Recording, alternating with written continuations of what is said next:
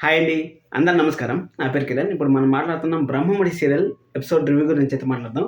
రేపు upcoming episodes ఎలా ఉండబోతున్నాయి అనేసి క్లియర్‌గా ఒక వీడియో అయితే చేస్తాను. అలాగే కంగ్రాచ్యులేషన్స్ టు 'బ్రహ్మముడి' టీమ్ అనైతే నేను చెప్తాను. ఎందుకంటే లాస్ట్ వీక్‌తో పోల్చుకున్నట్టయితే, అంతకుముందు వీక్‌తో పోల్చుకున్నట్టయితే ఈ వీక్‌లో టీఆర్‌పీ అనేది చాలా అప్ అయితే అయింది. అలాగే ఈ వీక్‌లో కూడా మంచి స్టోరీ అయితే డెవలప్ అయింది. అలాగే మంచి స్టఫ్ అయితే దొరికిందనేసి నాకైతే అనిపించింది. ఆ స్టఫ్‌తోనే నెక్స్ట్ వీక్‌లో కూడా ఇంకా మంచి టీఆర్‌పీ అయితే గెయిన్ చేసే ఛాన్స్ అయితే వెరీ హైగా ఉంటుంది. ఎవరైనా టీఆర్‌పీ రేటింగ్ చూడకపోతే మన ఛానెల్‌లో ఉంది. వెంటనే వాచ్ చేయండి.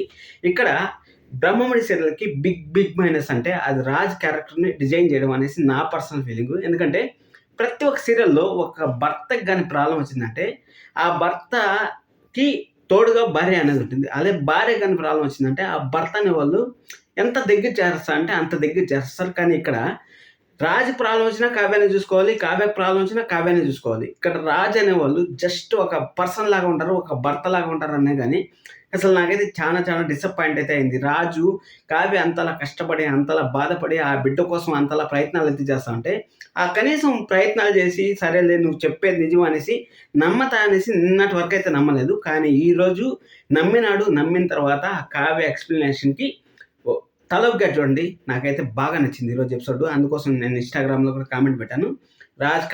రాజు చాలా డిసప్పాయింట్ చేశాడు. కానీ ఈరోజైతే ద బెస్ట్ ఎపిసోడ్ రీసెంట్ టైమ్‌లో అనేది చెప్పాను. ఎందుకు ఆ మాట చెప్పానంటే, రాజు అక్కడ వాళ్ళ బిడ్డని ఎలాగైనా సరే చూడాలనేసి మన కావ్య తపనని అర్థం చేసుకొని, అక్కడ బిడ్డ దగ్గరకొచ్చి ఆ మినిస్టర్ దగ్గర ఉండే బిడ్డని చూసి మన కావ్య చేతుల్లోకి ఎత్తుకుంటే, అప్పుడు ఆ తండ్రి ప్రేమ అనేది ఒకటి ఉప్పొంగుతుంది కదా! ఆ విధంగా అయితే మన రాజులో అయితే ఆ తండ్రి ప్రేమ అయితే ఉప్పొంగడం అంతా చాలా బాగా అనిపించింది. అందుకోసం రీసెంట్ టైమ్‌లో ద బెస్ట్ ఎపిసోడ్ అనేది చెప్పాను.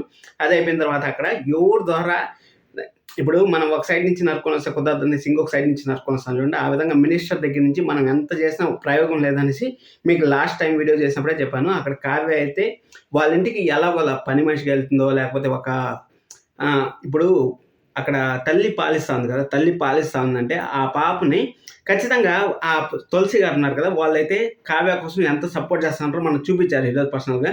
తులసి గారు మన పాపని ఎత్తుకుపోయేసి కావ్య పాలిస్తుంది కాబట్టి నువ్వు మా ఇంటికొచ్చేయి అనేసి చెప్పే ఛాన్స్ అయితే ఉంటుంది. అక్కడ పని మనిషిగా వెళ్తుందా?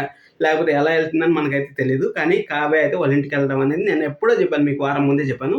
ఎగ్జాక్ట్‌గా అదే జరుగుతుంది. అలాగే మన రాజు కూడా కావ్యకి సపోర్ట్‌గా హాస్పిటల్‌కెళ్దాం. హాస్పిటల్‌కెళ్ళిన తర్వాత తులసి గారు వస్తారనేసి ఆ డాక్టర్ సపోర్ట్ చేయడం.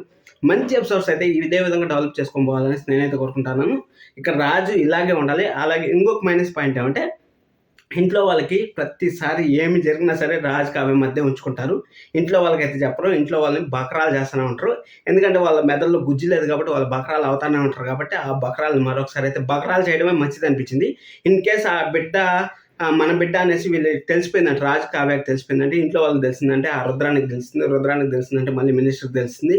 మళ్ళీ పెంట అవుతుంది కాబట్టి ఆ విధంగా చెప్పకుండా వాళ్ళు దాచిపెట్టడంలో ఈరోజైతే నాకు సాటిస్ఫై అయితే అయిందని నేనైతే అనుకుంటున్నాను. మీరైతే సబ్స్క్రైబ్ చేసుకొని లైక్ చేయడం అస్సలు మర్చిపోకండి. Thank you so much. Love you all.